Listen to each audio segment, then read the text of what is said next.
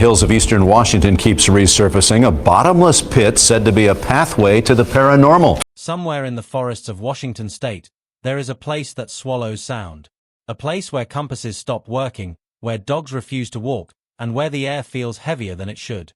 People have dropped objects into it and listened for an impact that never came. They have lowered ropes, tools, and wire, hundreds of feet, then thousands, and felt nothing on the other end. Not resistance. Not a surface. Just an unbroken silence that pulls at something deep inside you.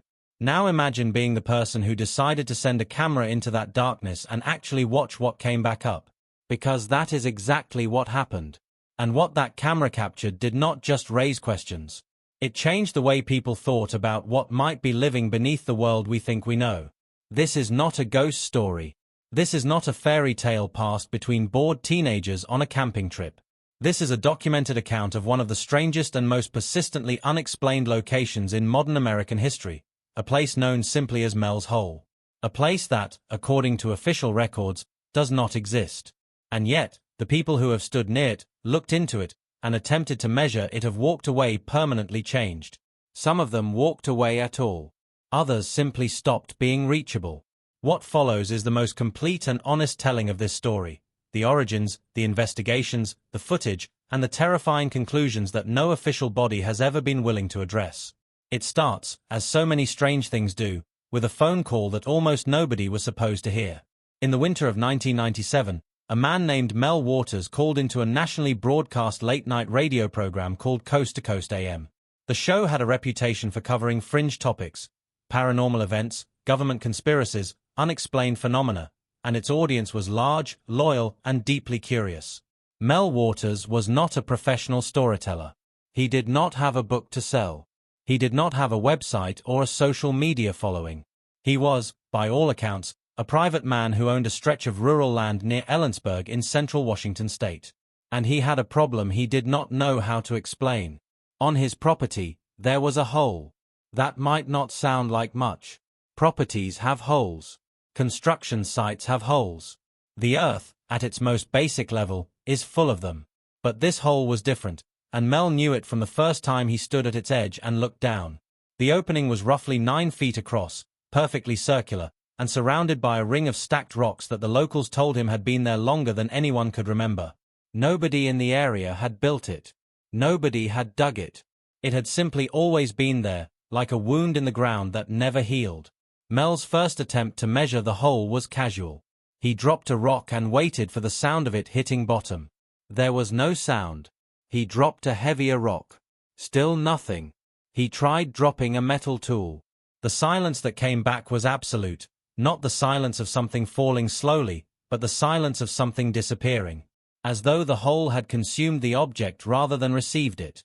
He began feeding fishing line into it, one full spool at a time, tying them end to end, lowering them carefully, and waiting for any sign of tension at the bottom. He went through spool after spool.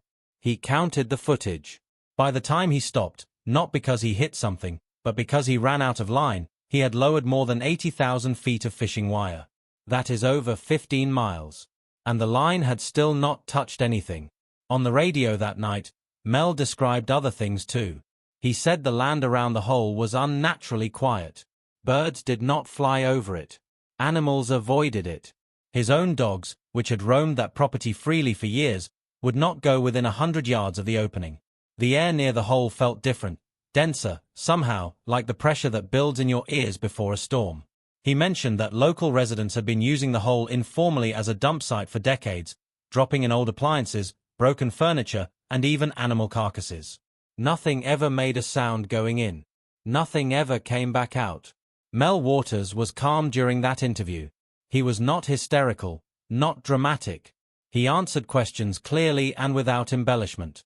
And that, perhaps more than anything, was what made so many people uneasy about what they heard. The scientific community was quick to respond, and their response was straightforward. A hole of that depth is physically impossible. To understand why, you have to think about what the Earth is actually made of beneath the surface. The planet is not hollow. It is not a series of open caverns leading down to some unknown underworld. The deeper you go underground, the more intense the pressure becomes, and the higher the temperature rises. Rock at depth does not behave the way rock does on the surface. It flows. It deforms. It crushes. The deepest hole ever successfully drilled by human engineers, the Kola superdeep borehole in northwestern Russia, took nearly 25 years of continuous effort and reached a depth of just over 7.5 miles before the project had to be abandoned. The reason it stopped was not a lack of funding or engineering failure. The reason it stopped was heat. At that depth, the temperature exceeded 350 degrees Fahrenheit, and the drill bit simply could not function. The rock at the bottom had become semiplastic, not quite liquid, but no longer solid in any useful sense.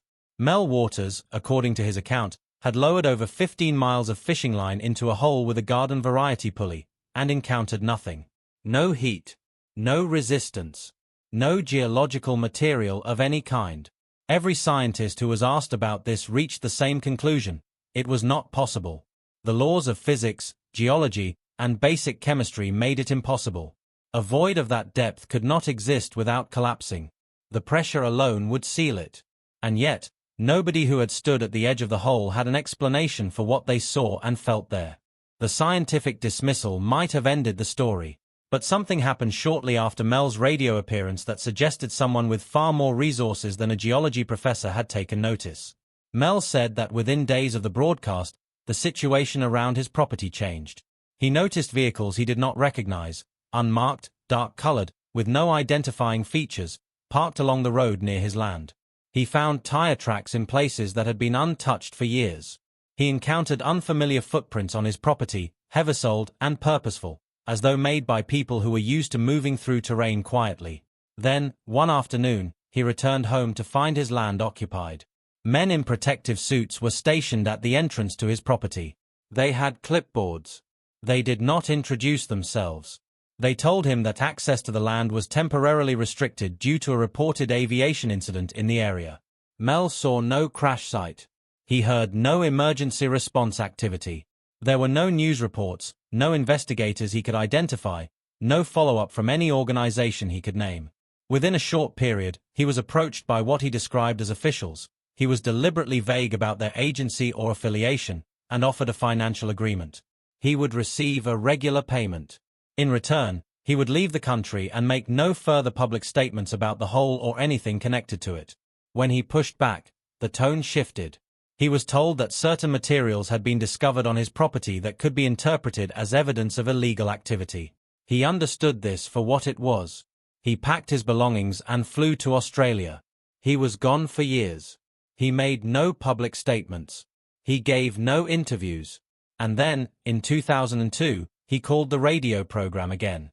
The Mel Waters who called in 2002 was noticeably different from the man who had spoken 5 years earlier. His voice was slower. His sentences were shorter. He said, without being prompted, that he could not fully account for portions of the time he had spent abroad. He had physical marks on his body that he did not remember acquiring, scars in specific locations, evidence of procedures he had no memory of undergoing. He described waking in places he did not recognize. He described gaps in his memory that were not gradual or fuzzy, but clean, as though entire blocks of experience had simply been removed. He still believed everything he had said in 1997. And he had more to say. He spoke about a second hole. Not in Washington, but in Nevada. In a region of desert that he declined to specify precisely. He said this second hole was different, not in its basic nature, which seemed similar to the first, but in what it contained. He spoke about something he had witnessed being lowered into it during a period he could only vaguely reconstruct. He described a living animal, a dog, he thought, though he seemed uncertain, being introduced into the hole and then retrieved some time later. The animal that came back up was not the same animal that went down. He did not elaborate on this in a way that could be verified. He trailed off. He said he was not sure he should be saying any of this. Then the call ended. Mel Waters has not made a verified public appearance since that night. For several years, the story existed in a kind of limbo, too specific to dismiss entirely, too unverifiable to confirm. It circulated in small communities of people interested in unexplained phenomena, kept alive by recordings of the original radio broadcasts and the occasional blog post connecting fragments of the account. Most people who encountered it filed it under interesting but probably fictional. The internet had produced stranger stories with more documentation. Then the internet grew up and turned its attention back to Mel's hole. It began with audio. Clips of the original interviews, edited and uploaded to video platforms, began accumulating views in numbers that surprised even their creators. Comment sections filled with people asking questions, sharing local knowledge, and comparing notes. Someone with a background in cartography began mapping the geographic details Mel had provided against satellite imagery of the Kittitas County area near Ellensburg and Manastash Ridge.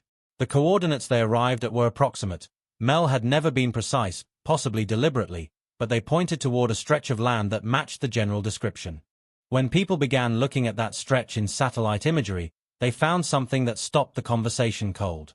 There was an area, circular, bare, distinctly different from the surrounding forest, that appeared in older archived images and then, in more recent versions, had been replaced by blurred, low-resolution imagery of the kind typically used to obscure sensitive or restricted locations. Military installations receive this treatment. Nuclear facilities receive it. This was a patch of woods in rural Washington state. Online communities lit up. The blurred coordinates were shared, analyzed, and cross-referenced with public land records. Several researchers attempted to access the area. Most reported that the land had been acquired by federal entities in transactions that were technically public record but practically very difficult to trace. The paper trail was long and looped back on itself through agencies and intermediary organizations in ways that discouraged casual investigation. Some people drove out anyway. The reports from those early visits were individually easy to dismiss and collectively harder to ignore. GPS devices behaved erratically near the estimated location. One group reported that their vehicle's compass began spinning when they stopped along a particular stretch of forest road. Another said their communications equipment, radios, cell phones, a satellite device, went silent in a specific zone and returned to normal function only after they drove away. A couple of individuals who claimed to have reached the edge of the clearing described a sensation of pressure in the chest, a ringing in the ears, and a pronounced reluctance to move forward. Not fear, exactly, but something more physical, like a body insisting it was not supposed to be in that place. None of this was captured on film in any reliable way. Phone cameras produced distorted images. Video files corrupted or went missing. The frustrating absence of solid documentation only increased the interest, and eventually, a more serious effort was organized. In 2023, a small team of independent investigators, people with backgrounds in engineering, film production, and field research, came together around a single goal. They were going to send a camera into Mel's hole. Not a phone camera on a rope. A purpose-built instrument rig, designed to withstand pressure, record in extremely low light, collect thermal and electromagnetic data simultaneously, and transmit a live feed back to a monitoring station at the surface. They spent months planning it. They tested every component individually and then as a system. They verified the equipment was functioning correctly before they left for Washington. They chose not to publicize the expedition in advance. They were not looking for attention. They were looking for answers. They arrived at the location before sunrise. Setting up the equipment took several hours, and by the time they were ready to begin the descent, the morning mist had settled into the trees around the clearing. The opening in the ground was exactly where the research had suggested it would be. A circular void, roughly 9 feet across, its edges lined with stacked fieldstone that showed no signs of recent disturbance. The stone was weathered in a way that suggested the ring had been there for a very long time. The team documented everything before proceeding: photographs, video of the surrounding area, readings from every sensor available. Then they lowered the camera. The first thing that struck the team, watching the live feed from the surface, was the walls. They were smooth. Not in the way that water-carved rock can be smooth, or the way that bored tunnels are smooth, but smooth in a way that suggested deliberate shaping. There were no tool marks, no striations, no evidence of any natural geological process that would produce that surface. The walls simply descended, clean and even, into a darkness that the camera's light could not fully penetrate. At around 150 feet, the temperature sensors registered a drop. Not a gradual decline, which would have been explicable, but a sudden step change, as though the camera had passed through an invisible boundary into a much colder environment. The ambient temperature outside the hole was in the low 50s. Below 150 feet, the sensors were reading temperatures more consistent with the interior of a walk-in freezer. This was the opposite of what physics predicted. Deeper should mean warmer. It did not. At around 250 feet, the electromagnetic sensors picked up a fluctuation. It was faint but real, a shift in the local magnetic field that the equipment registered as movement, though there was nothing visible in the frame to account for it. The compass reading on the drone's navigation system began drifting. Not dramatically, but steadily, in a way that the operators at the surface noticed and flagged. At 300 feet, the light changed. Not the camera's light, that remained constant. Something else. A glow, faint and intermittent, appearing not from any specific point on the wall but from somewhere below the camera's current position. It pulsed slowly, not rapidly, not randomly, but with a rhythm that one of the team members later described as organic, as though whatever was producing it was breathing. The camera was redirected to try to find the source. The glow did not have a visible origin. It came from the depth itself, from a point the camera could not yet reach. At 400 feet, the wall surface changed. The smooth stone took on a different quality, slightly reflective, as though a thin film of moisture or mineral deposit had altered the texture. In the camera's light, certain sections of the wall caught and held the beam in ways that plain rock does not. The magnetic sensors registered another fluctuation, stronger this time, and the camera's stabilization system engaged to compensate for a drift that the operators had not induced. Something in the hole was exerting a force on the equipment. It was not mechanical. It was not gravitational. It was electromagnetic, and it was growing stronger with depth. At approximately 580 feet, the video feed showed something that the team, watching in real time, initially processed as an artifact, a glitch in the transmission, a shadow cast at an angle by the camera's own housing. But it did not move the way a shadow moves. It did not behave the way a recording artifact behaves. It held its position in the frame between the camera's eye and the far wall of the hole. It was tall. It was narrow. It was defined enough to have edges, but not defined enough to have features. It was simply there, occupying space in a place where nothing should have been able to occupy space, and it was still. Then the feed cut out. Not gradually, not with static or deteriorating signal. The feed simply stopped. Black. The wire was still in the hole. The team could feel tension on it. They began to wind it back. When it came up, the camera housing was intact. The wire was undamaged, but the recording drive inside the housing was blank. Every second of footage from the descent, the smooth walls, the temperature anomalies, the pulsing light, the shape at 580 feet, had been erased. The only record that remained was what the team had captured separately, on a secondary device running at the surface, monitoring the live feed as it came in.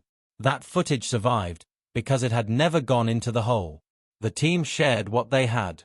They were careful about it. They did not post to social media immediately, did not pursue maximum distribution. They shared the surface-recorded footage with a small number of people they trusted, and asked for responses. The responses they got ranged from genuine scientific interest to something closer to alarm. The footage itself is not dramatic in the way that fictional horror is dramatic. There is no sudden jump. There is no scream. There is a camera feed showing a descending view of a very deep hole, a set of sensor readouts showing values that make no sense for the environment they are measuring, and then, for a few frames before the blackout, a shape in the darkness that does not belong there. That is all. And somehow, that is enough to make anyone who watches it sit quietly for a while before they say anything. The footage was eventually shared more widely, and the response online followed a pattern that has now become familiar with this story. Initial spread, discussion, analysis, and then suppression, not gradual fading, but active removal. Accounts that posted it found themselves restricted. Copies uploaded to hosting platforms disappeared within hours. At least 2 people who attempted to archive the video on personal storage reported hardware failures they could not explain. The team that conducted the expedition went silent. Their accounts stopped updating. People who tried to contact them received no response. The land near Manastash Ridge was fenced. Satellite imagery of the area was updated, and the clearing, the one that had been visible in older archived images, became blurred again. Hikers who approached the zone in the weeks following reported encountering people in unmarked vehicles who directed them away without offering any official explanation or identification. What are we left with? We are left with a story that began with a phone call from a private man describing something he found on his own property. A man who was, by every available account, neither seeking attention nor fabricating detail. A man who was subsequently removed from his land, removed from his country, and eventually removed from public record entirely. We are left with an account of an investigation conducted with professional equipment by people whose only interest was documentation. People who went into the project as skeptics and came out of it with footage they cannot fully explain and hardware that came back blank from a descent it never should have survived.